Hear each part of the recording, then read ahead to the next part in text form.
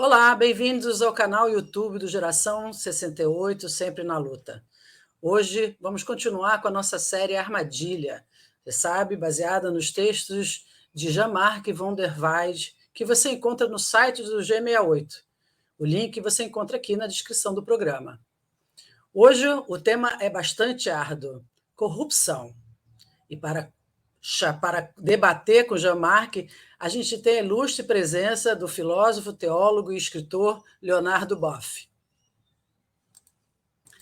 Olá a todos, bem-vindos a mais um programa do Armadilha. Muito obrigada, Leonardo Boff, pela sua presença aqui com a gente. É uma honra tê-lo no nosso canal YouTube. Jean-Marc, a palavra está com você para a gente começar esse debate.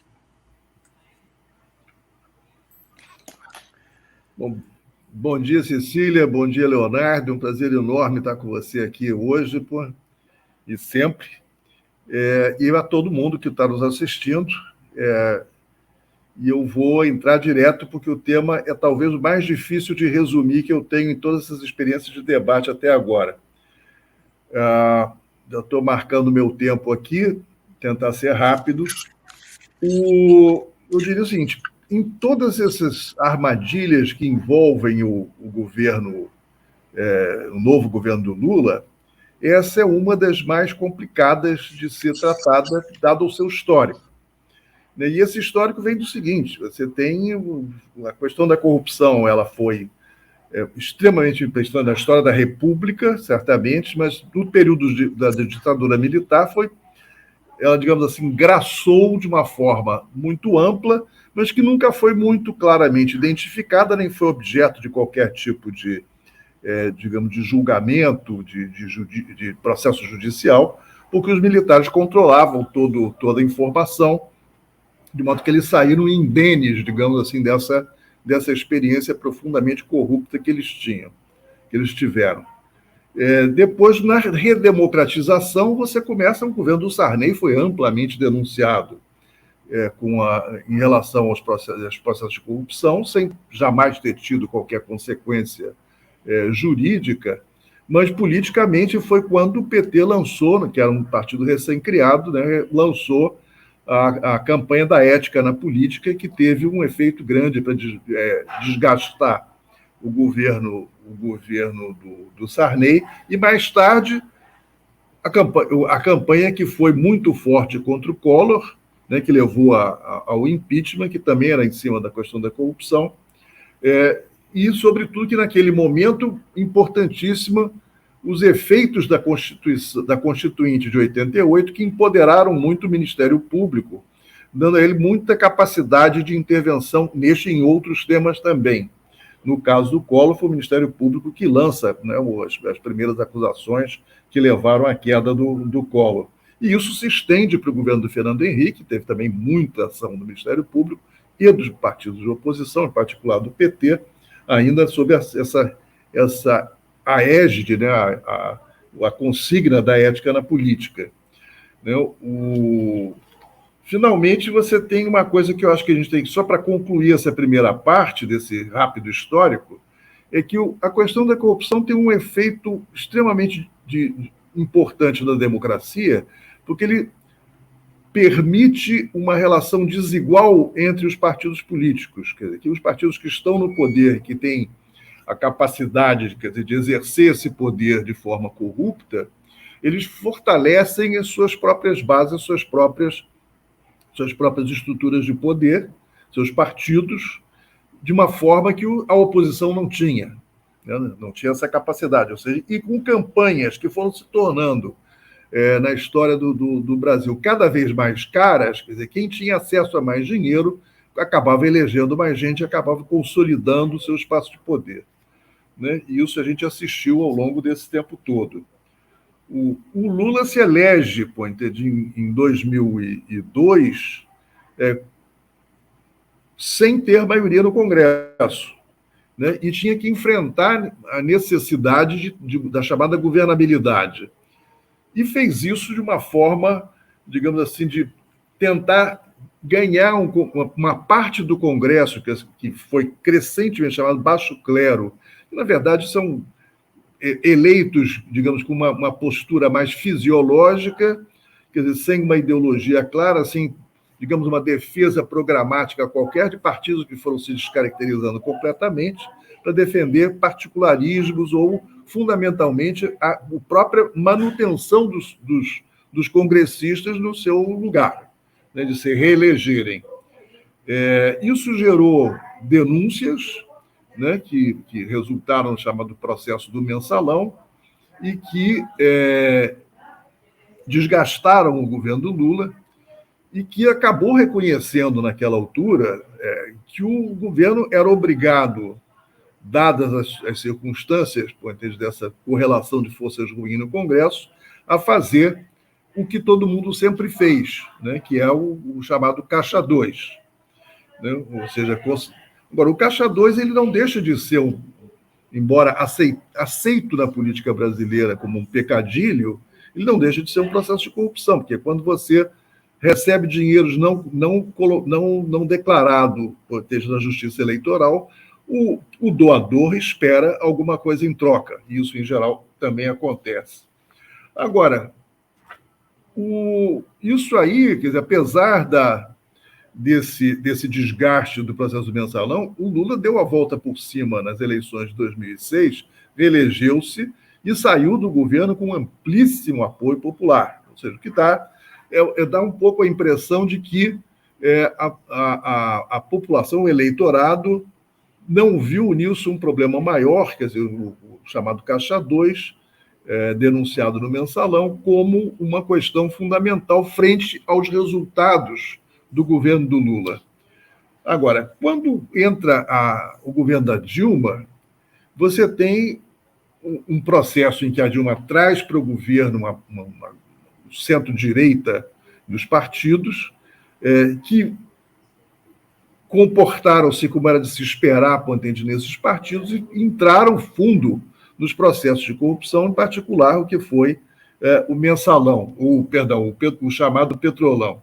Ora, isso desgastou muito o governo da Dilma, que na época crismou a palavra, como é que ela chamava isso? Eram malfeitos, né? Ela procurou afastar casos mais graves de malfeitos, mas a coisa estava muito enraizada, era o que dava, digamos, alguma capacidade de diálogo com o Congresso. E o Congresso que foi se empoderando, sobretudo com a eleição do Eduardo Cunha, que era o rei do baixo clero, o rei do fisiologismo, e ele foi consolidando fidelizando essa sua base, e quando a Dilma perde prestígio político com os problemas do governo, a crise financeira gerada no seu segundo governo, ela desaba do ponto de vista de popularidade, e essa base que ela tinha de apoio nesses partidos e nesse setor fisiológico simplesmente faz a opção de tirá-la, né, quer dizer, e colocar no seu lugar o Temer, que era, digamos, mais simpático entre aos desígnios dessa gente. Ora, isso nos leva, eu vou tentar chegando ao final, a uma situação em que, no caso da Dilma, ocorre uma ação do Ministério Público e do Judiciário, que foi o chamado a Operação Lava Jato, que foi uma ampla operação de investigação e de processos judiciais, que teve uma enorme repercussão do ponto de vista de mídia, e foi uma campanha para desgastar, é o que se chamou de lawfare, quer dizer, o uso legal, de uma forma ilegal, na verdade, forçando situações completamente irregulares do ponto de vista da processualística jurídica, e que levaram à fragilização do governo, e com a consequência do impeachment da Dilma e, em seguida, com a prisão do Lula. Esse processo acabou denunciado como tal, como um processo de manipulação jurídica das acusações para ter efeitos, digamos, sobre o jogo político, quer dizer, o impeachment, a prisão do Lula, etc. Isso foi denunciado e levou à revisão dos processos todos pelos seus vícios digamos, operacionais. Agora, apesar dessa denúncia ser absolutamente correta, de ter sido, de fato, uma operação midiático-política, com intenções muito claras, o fato é de que existia uma raiz de corrupção real, quer dizer, que foi demonstrada no processo, né? Sobretudo pela existência de uma grande quantidade de bilhões de reais que foram devolvidos pelos acusados de corrupção e confessados pelas empresas que fizeram a corrupção. Então, a anulação do processo não significou, do ponto de vista político, a inocência, a declaração de inocência dos acusados. Né? O eleitorado não entendeu isso assim e tem boas razões para não entender. Quer dizer, afinal de contas, como é que se explica esse dinheiro todo que rolou? Então, se tecnicamente está sendo tudo sendo anulado, do ponto de vista político, o desgaste ficou. Né? Isso teve efeito na eleição de 2018, que é uma forma absolutamente espantosa, porque o Bolsonaro e as forças que somaram com ele estavam mergulhadas em corrupção desde sempre. No entanto, eles abraçaram a bandeira da anticorrupção e venderam esse peixe de tal forma que o eleitorado, em grande parte, comprou essa coisa. E foi preciso um longo processo de denúncias para que fosse ficando mais claro quem era o Bolsonaro, a família Bolsonaro e a quantidade de corrupção que foi feita no seu governo. Que eu acho que empalidecem, inclusive, as acusações do tempo da Lava Jato. Agora, com tudo isso, a bolha dos aderentes do bolsonarismo compra a narrativa de que tudo isso é inventado, que as acusações de corrupção contra o Bolsonaro não existem. Isso aí esse negacionismo tem efeitos, quer dizer, tem efeitos no sentido de que ele justifica para os seus defensores, por entender a sua postura de permanente apoio a um corrupto, na verdade. Em nome da corrupção, estão apoiando um corrupto. E isso vai ficando mais complicado a partir do momento que o Bolsonaro se rende ao centrão, ao fisiologismo, né, na figura do Eduardo Lira, e que esse aproveita esse processo para empoderar enormemente o Congresso frente ao Executivo, sobretudo no controle, uma parte importante, cada vez maior do orçamento, para distribuir recursos para as suas bases, para fidelizar os seus adeptos fisiológicos Brasil afora, fortalecendo, portanto, candidaturas à reeleição de gente da pior qualidade e que a gente teve como resultado nessa eleição dramática que nós vivemos, em que o Lula ganha a eleição por uma margem muito pequena e se elege o pior Congresso da nossa história. Né? E, nesse momento, o Lula está preso numa armadilha complicadíssima, que o Lira tem muita força, a gente está vendo isso nesses primeiros 4 meses, e nesses últimos dias a gente viu, ele está dando um cheque-mate no governo sistematicamente. Por quê? Porque ele quer controlar totalmente esses recursos, da distribuição dos recursos do orçamento, de tal forma em que ele garanta, quer dizer, o seu poder sobre o Congresso, e nisso ele vai chantageando o governo praticamente sem dó nem piedade. Então, esse é o impasse maior que nós temos nesse momento, que a gente já discutiu isso num outro debate, em que você tem hoje uma espécie de legalização da corrupção. Isso hoje em dia você não pode processar o Lira pelo fato de ele estar fazendo isso, que ele está fazendo isso dentro das normas colocadas pelo próprio Congresso, e, no entanto, isso significa uma manipulação da distribuição de recursos que desfavorece enormemente todos os partidos programáticos, os partidos progressistas, no enfrentamento eleitoral. E eu vou parar por aqui e passar a bola. Já passei o meu tempo, 3 minutos, eu vou passar para o Leonardo das suas impressões. Eu peguei pelo ângulo mais de político, vamos ver por onde o Leonardo vai nos esclarecer. Bom, primeiro quero saudar a Cecília e especialmente a você, Jean-Marc, pela sua capacidade analítica que você mostra nos artigos que escreve e que fez um belo resumo da história recente política e, ao mesmo tempo, ligada à corrupção. Eu acho que foi muito correta a sua análise, mas eu creio, Jean-Marc, que a corrupção ela é endêmica na história brasileira. Ela está ligada, primeiro, à colonização, o escravagismo, porque a escravização é um ato de violência. Se submete todo um povo que tem que aceitar a língua, tem que aceitar os costumes, a forma de organizar a sociedade, especialmente os escravos, que eram tratados como peças e se utilizava a força deles como um animal e eram sumamente desprezados, nem se consideravam como pessoas, mas como peças. Então, aí existe uma raiz de violência, e surgiu como instinto de sobrevivência o famoso jeitinho brasileiro, de você, para escapar dos castigos e agradar o patrão, o senhor de escravo, você criou o jeitinho brasileiro, maneira de agradar o patrão, de evitar exclusões e penas mais graves, mas ali já começa uma corrupção, uma relação profundamente desigual, de tal maneira que isso ficou enraizado no nosso país, como mostrou muito bem esse nosso grande sociólogo, Gessé de Souza, em seu livro A Escravidão, e outro sobre a elite do atraso.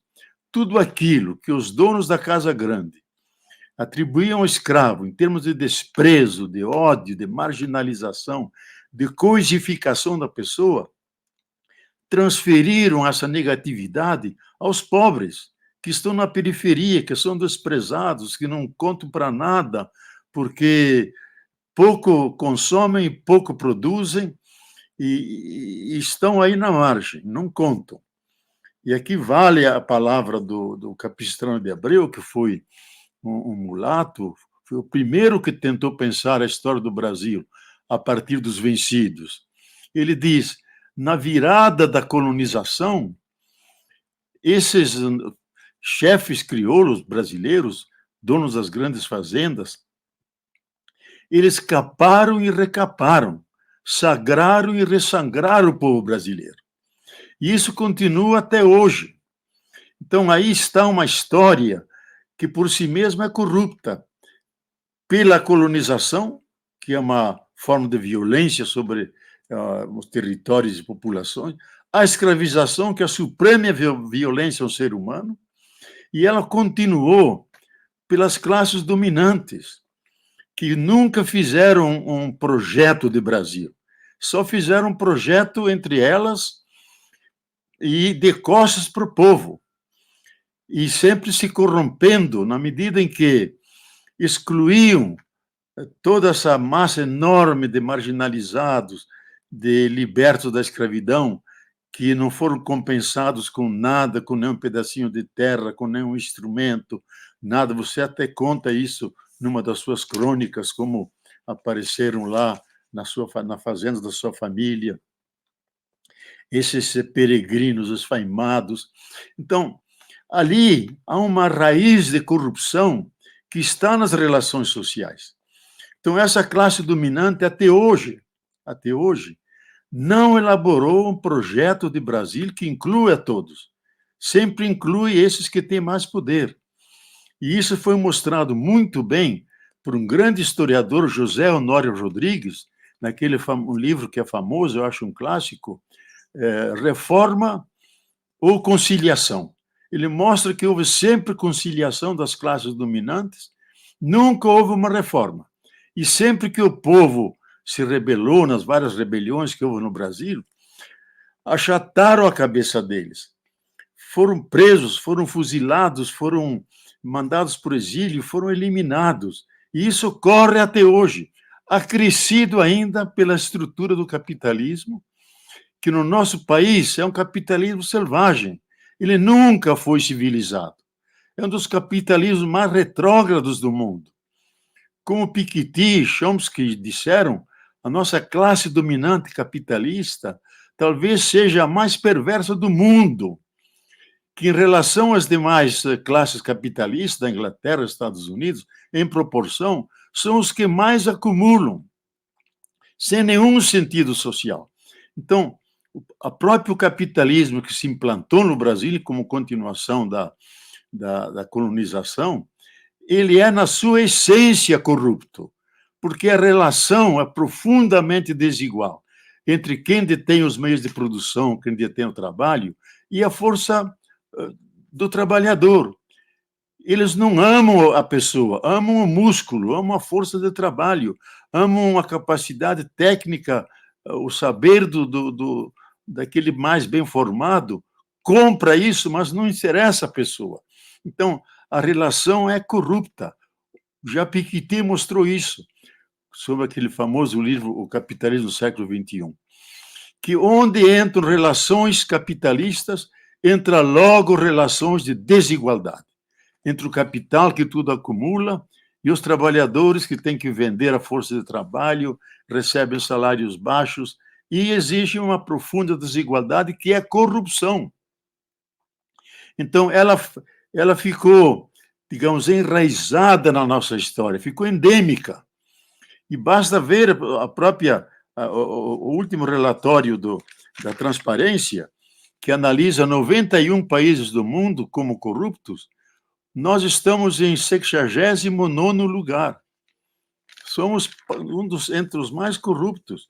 E se a gente vê ainda os relatórios do Sindicato Nacional dos Procuradores da Fazenda, criaram o sonegômetro, aqueles que sonegam. Eu tenho alguns dados aqui que não são tão recentes, de 2015. Só nos primeiros 5 meses foram sonegados 200 bilhões de reais.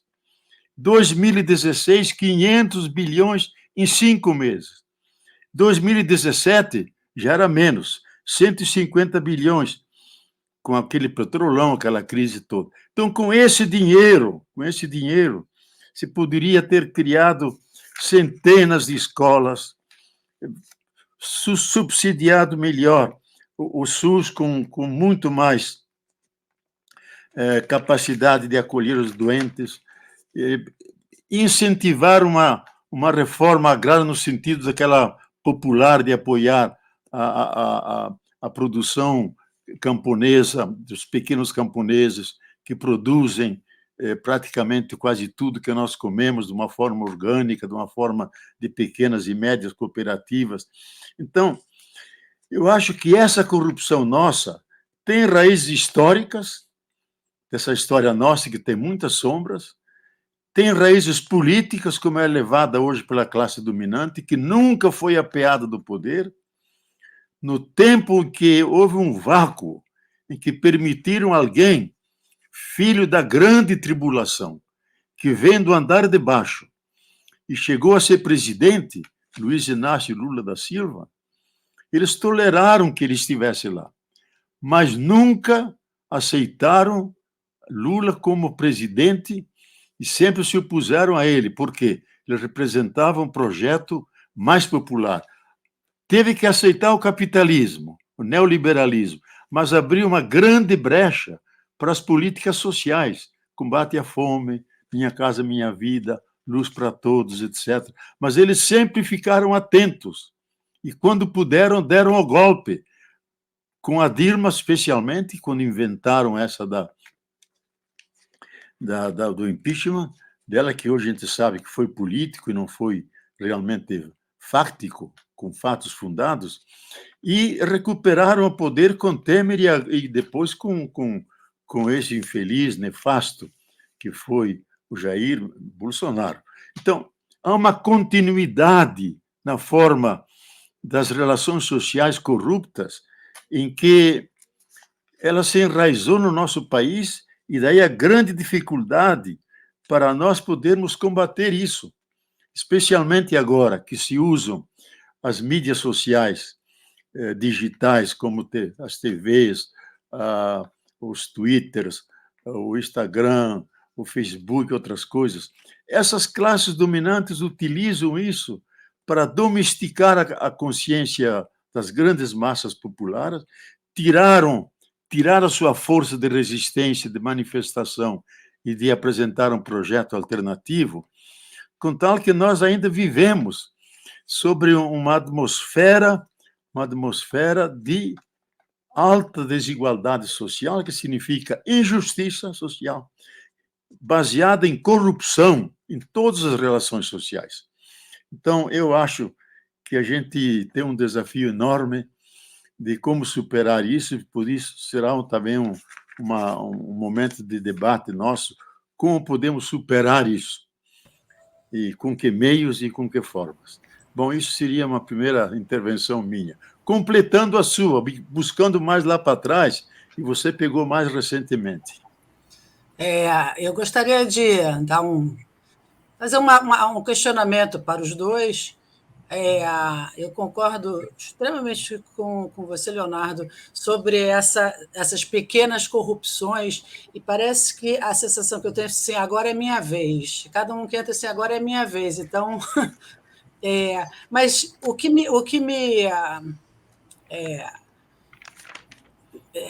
que para mim me causa um certo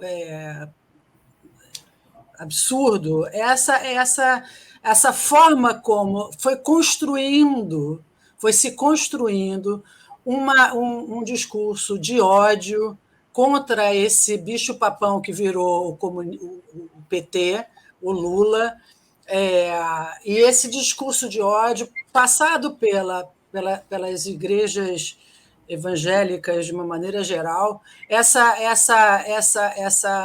que também tem os seus pecadilhos, né, nessa relação com o povo, de como você falou, né, essa coisa de ficar doutrinando a cabeça do povo.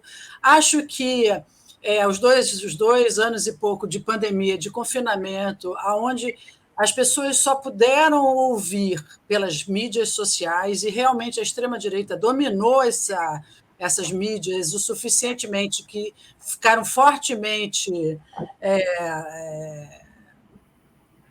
dentro da rede, doutrinando cada vez mais, aumentando esse discurso de ódio e um pouco validando essa milícia, essa corrupção diária, essa vida que as pessoas, de uma certa maneira, se acostumaram, esse jeitinho que você fala, né? Então, como fazer esse processo ao inverso, né? Como se tirar... A gente ouviu aqui do professor Daniel Arão, historiador, essa coisa de que o novo comunismo são os valores morais, né? Quer dizer, você combater os diferentes, né? Em nome de uma família que nem o próprio Jair Bolsonaro tem, né? Que é uma família, não sei que, hoje, tradicional de um passado onde a mulher é subjugada, inclusive, né? Então, assim, realmente é uma situação que essa permissividade para a corrupção, como o Jean-Marc falou, do Congresso Nacional, em nome de Arthur Lira, principalmente, é escandaloso. É escandaloso. Você quer começar, Jean-Marco? Pode começar. Cecília, eu acho, e é uma frase muito bonita do Veríssimo, que ele colocou no Twitter, agora faz tempo que ele não entra. Ele diz: o ódio ao PT não surgiu com o ódio ao PT, pertence ao DNA da classe dominante, que sempre odiou os pobres, que sempre odiou os negros, que sempre odiou os indígenas, sempre os colocou à margem e nunca teve um olhar, uma política social para eles. Pelo contrário, aprofundou e radicalizou as diferenças sociais, as desigualdades sociais, e cresceu a acumulação, de tal que a acumulação da classe dominante praticamente são umas 100 e tantas famílias, 125 famílias, que possuem praticamente 80% a 85% de toda a riqueza e os fluxos financeiros do país. Então, esses têm um pé aqui e estão articulados com o capitalismo transnacional.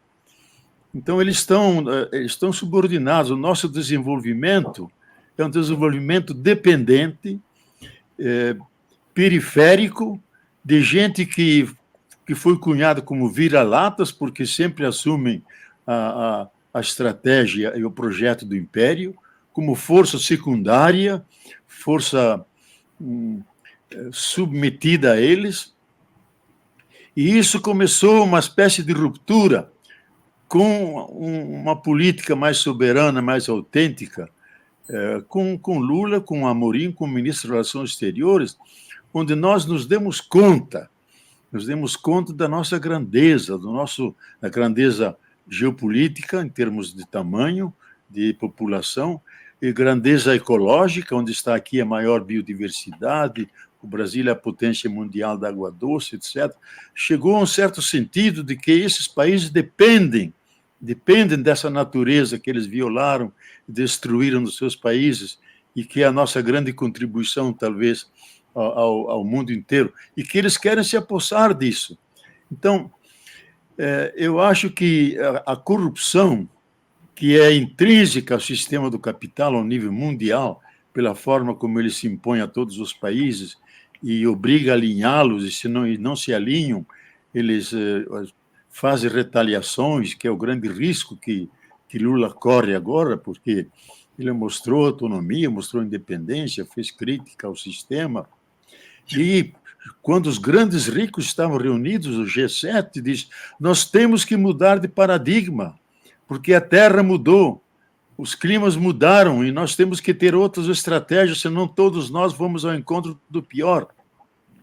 Eles não querem ouvir isso, porque implicaria mudar o modo de produção, o modo de consumo, não querem. Então, eu acho que a corrupção ficou mais explícita com a pandemia, mostrando a corrupção das mentes e corações, porque as grandes potências não mostraram nenhuma solidariedade, acumularam para si as vacinas, deixaram para a África e para os países pobres quase nada. Então, houve uma corrupção humanística, no sentido da solidariedade, do sentido humano das relações. Então, tudo isso é consequência desse sistema que nos domina, e hoje ele é planetizado, o sistema do capital, o neoliberalismo, e especialmente esse da Escola de Viena, de Chicago, que não reconhece nenhum direito humano, só o direito do mercado, que não reconhece a sociedade, só os indivíduos, como a Thatcher e o Reagan sustentaram, isso continua até hoje.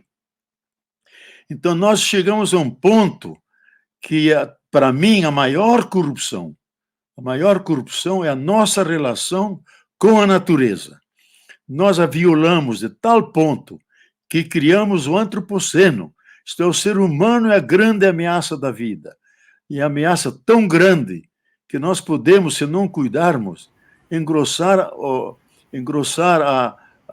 o cortejo que vai ao encontro de sua própria sepultura. Então, essa é a grande corrupção. Corrupção que pode dizimar a espécie humana. Então, eu acho que nós temos que atualizar os dados e pensar de forma muito contemporânea o que está ocorrendo agora no mundo, porque é um caos sistêmico, o sistema não funciona mais, nós não sabemos que caminhos tomar, mas eu acho que nas bases está se formulando uma nova consciência salvacionista, socialista, do socialismo democrático, de uma democracia participativa, ecológico-social, mas é uma semente apenas contra essa grande dominação do sistema sobre todo o planeta, sobre toda a humanidade, mas que eles mesmos não conseguem resolver os problemas que eles mesmos criaram. Eles chegaram ao topo, exploraram demasiadamente a Terra, que a Terra já não aguenta. Precisamos de uma Terra e meia para atender o consumo suntuoso dessas classes ricas e dominantes. Então, a Terra mesma está se defendendo, mandando aquecimento global, mudança dos climas, cada vez mais vírus e bactérias, e doenças, e conflitos sociais. Então, tudo isso, eu acho, é fruto de uma corrupção generalizada que está dentro da história humana, da nossa história, especialmente nos últimos 3 séculos, quando se impôs o processo industrialista, capitalista, e hoje ele chegou à sua culminância. Chegou a um ponto em que o nosso futuro está posto em risco. Se nós merecemos ainda continuar nesse planeta ou se a própria Terra nos vai libertar, porque nos vai libertar da presença sobre esse planeta, porque ameaçamos todas as espécies. E agora estamos ameaçando a nós mesmas, criando o princípio da autodestruição com armas químicas, biológicas e nucleares, que é a suprema corrupção contra a própria espécie humana. Bom, é isso que eu queria comentar a sua fala, viu, Cecília? Eu pegando assim a dica do Leonardo sobre a questão mais profunda histórica, eu queria pegar um aspecto que é o seguinte: a relação da elite dominante no Brasil sempre foi de tratar, quer dizer, escravos, os pobres, enfim, em diferentes etapas do nosso desenvolvimento, através de uma relação patriarcal, em que os benefícios são concedidos àqueles que se comportam de acordo com a vontade dos mandantes, né, e que ganham, digamos, algumas vantagens em relação àqueles que eventualmente não fazem isso. Ou seja, você tem... Isso eu ainda cansei de ver trabalhando com agricultura e com pequena produção no Nordeste e em outros lugares do país. Você via muito... historicamente, você tinha isso. Quando você tinha o dono, o proprietário latifundista, em que ele permitia aqueles dos seus trabalhadores, que moravam nas suas terras, que eles cultivassem 1 hectare de terra, por exemplo, para consumo próprio. Não era para todo mundo. Isso era para aqueles que eram os fiéis, digamos, os mais... eram recompensados pela sua fidelidade.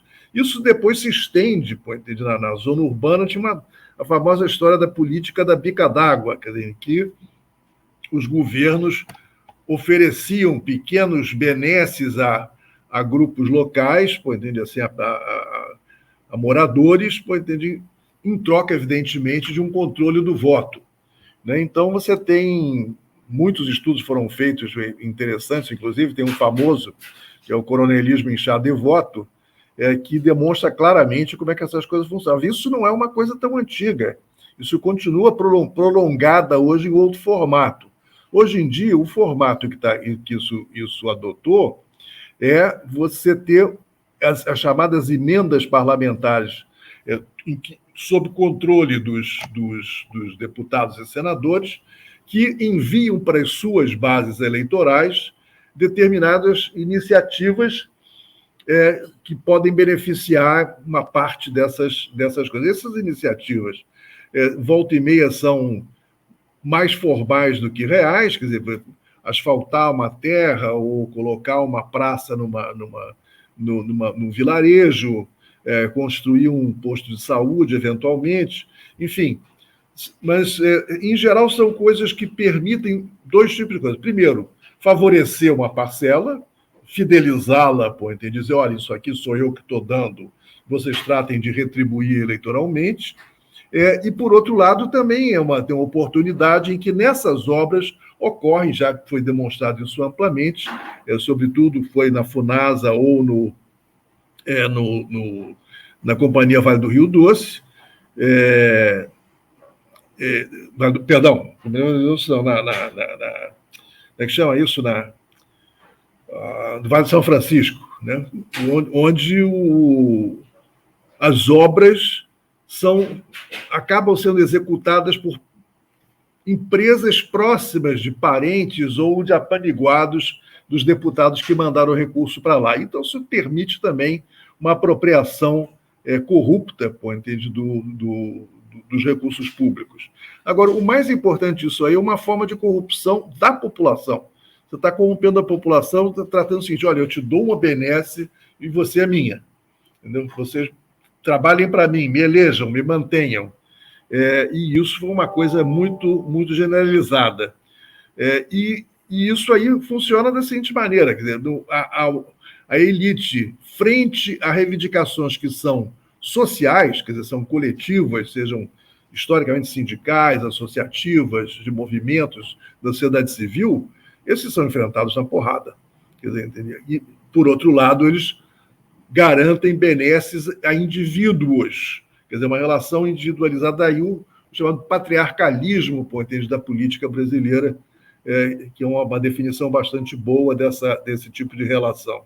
Isso é uma forma de corromper a população, quer dizer, que em vez de trabalhar pelos seus interesses coletivos, passa a trabalhar pelos seus interesses individuais. Isso eu acho que é uma questão importante desse nosso status atual, onde o Congresso tem um poder enorme sobre o orçamento, que desvia, inclusive, a própria função do orçamento.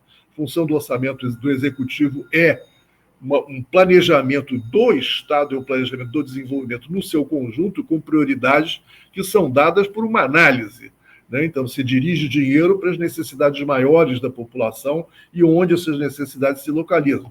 Esse dinheiro que o Congresso controla não tem essa lógica, ela é pulverizada em ações que têm interesses meramente eleitoreiros. Então, essa é a forma última da corrupção política no Brasil hoje em dia, e com a situação agravada pelo fato que ela é perfeitamente legal. Entendeu? Ela não está sujeita a nenhuma lava-jato. Evidentemente, quando há corrupção lá no final, quando o parente do Arthur Lira bota lá a empresa dele para executar um orçamento que foi mandado para o município onde ela está, e esse dinheiro é desviado, tem uma corrupção que pode ser punida. Aliás, volta e meia acontece. Mas, digamos, mais maciçamente, a corrupção, digamos, da fidelização eleitoral, ela está dada. Ela é um problema grave. E a gente viu o efeito disso aí na última eleição.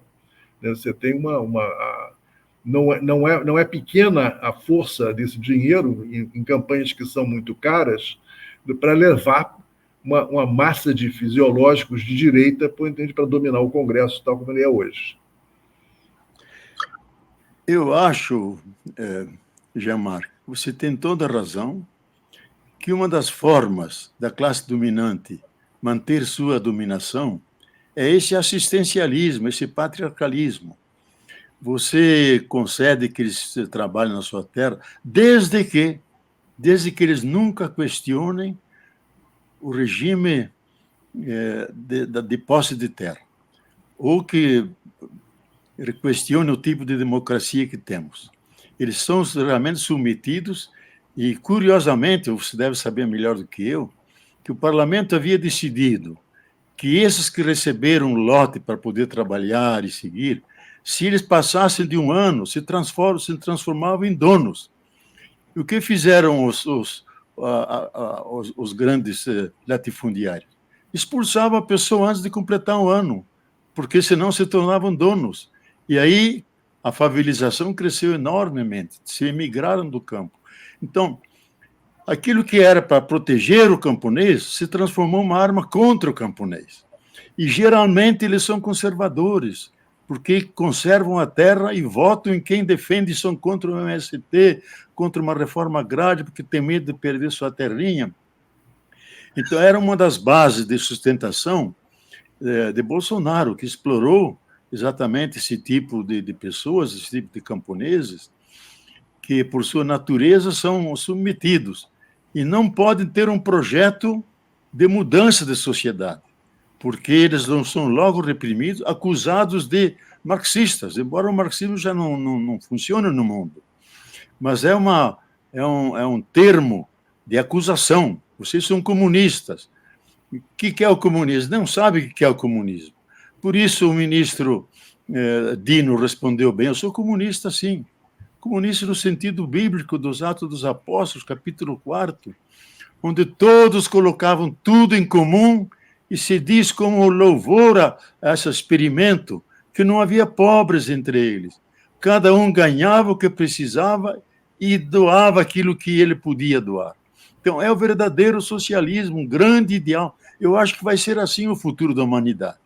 Agora que descobrimos a casa comum, não temos outra alternativa que viver socialmente, cada um recebendo o suficiente e o decente para todos, mas não só a nós, também aos nossos irmãos e irmãs da natureza, as plantas, os animais, porque todos também têm direitos, são sujeitos de direitos, porque têm um valor em si mesmo intrínseco, independentemente do uso que nós fazemos dele. Isso surgiu como consciência já na própria ONU, que defende os direitos da natureza, os direitos da terra, os direitos dos animais.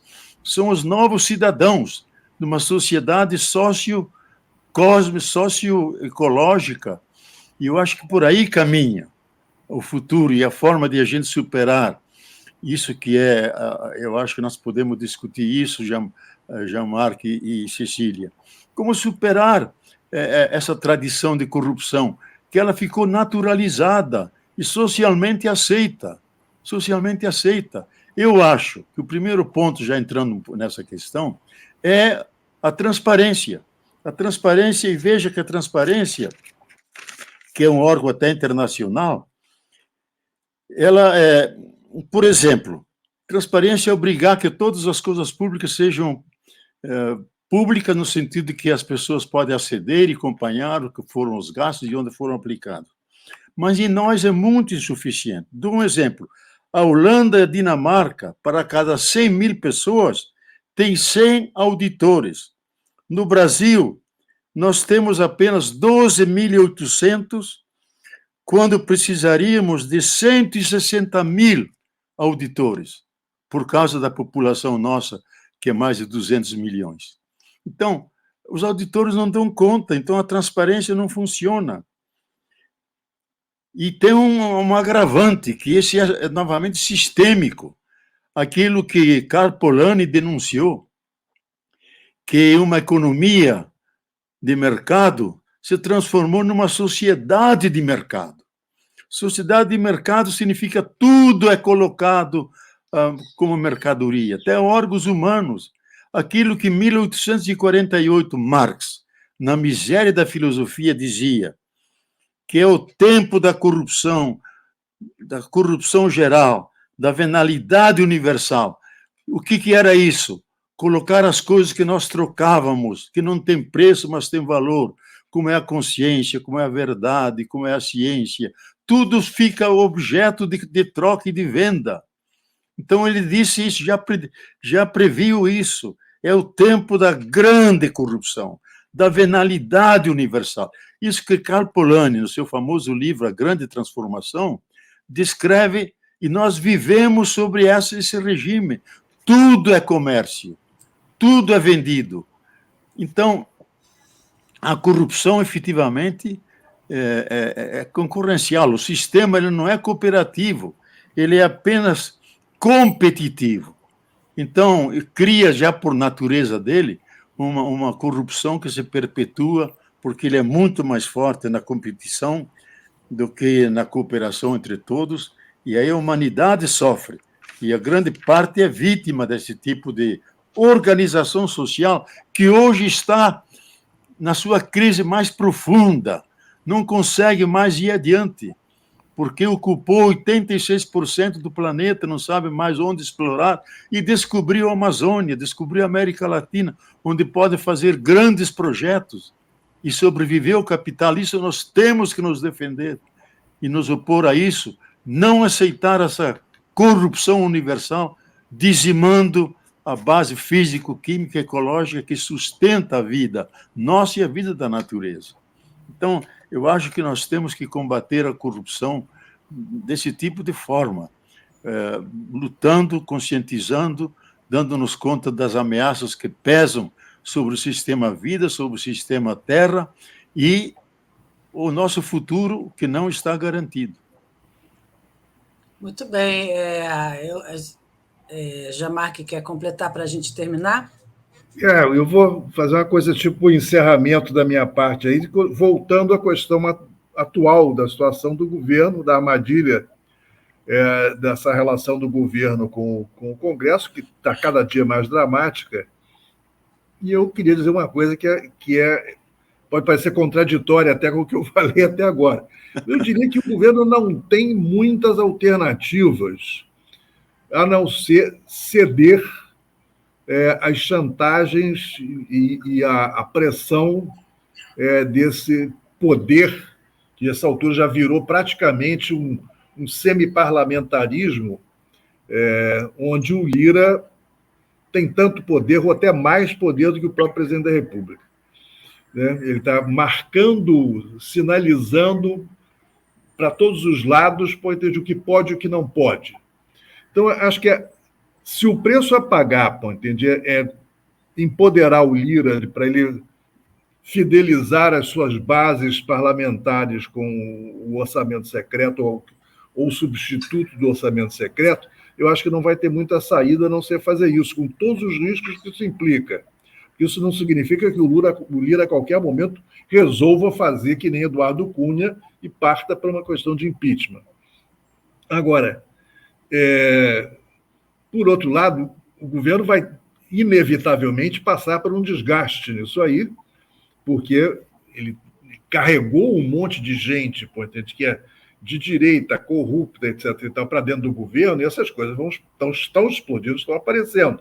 Então, isso pode contaminar a própria imagem do governo e, evidentemente, os partidos progressistas têm que fazer um esforço enorme para se manter completamente, digamos, isolados desses processos, porque senão se desmoralizam junto.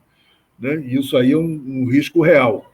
Agora, a necessidade de fazer isso aí, quer dizer, é o seguinte, ou o governo consegue executar um plano governamental de desenvolvimento inclusivo, que consiga trazer as grandes massas, a uma situação de progresso social, progresso de bem-estar, ou nós estamos encalacrados. Nós vamos chegar na eleição de 2026 com um avatar do Bolsonaro, porque ele provavelmente vai ser impedido, mas vai ser um outro qualquer dessa extrema-direita aí, entrando competitivamente contra qualquer outra candidatura mais progressista. Então, acho que o sucesso é uma questão fundamental do ponto de vista social e do ponto de vista político. Isso não é uma coisa fácil do governo conseguir. Eu acho que tem um outro elemento a ser jogado, e essa é a minha mensagem, que é o seguinte: não entrou ainda nesse embate político a mobilização da sociedade.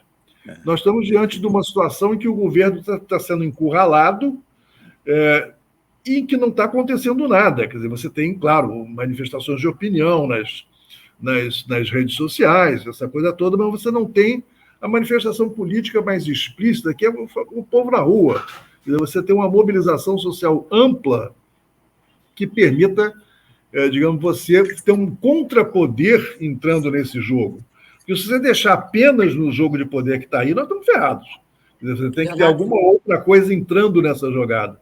E isso é a mobilização da sociedade, que implica. Eu acho que tem duas coisas que são fundamentais. Uma, o governo tem que fazer, e a outra, nós, da sociedade, temos que fazer. Uma é que o governo tem que colocar um programa muito claro e preciso daquilo que é fundamental para que ele alcance os resultados sociais que ele se propõe. O que ele quer realmente fazer? Quais são os investimentos que são necessários? Com isso, ele joga e tem que dizer isso para a população, mostrar para a população que isso é uma questão absolutamente fundamental, e de tal forma, e conclamar a sociedade civil, a opinião pública, a se manifestar para que o Congresso entenda que isso é a vontade da sociedade. O Congresso não vai ser convencido de nada.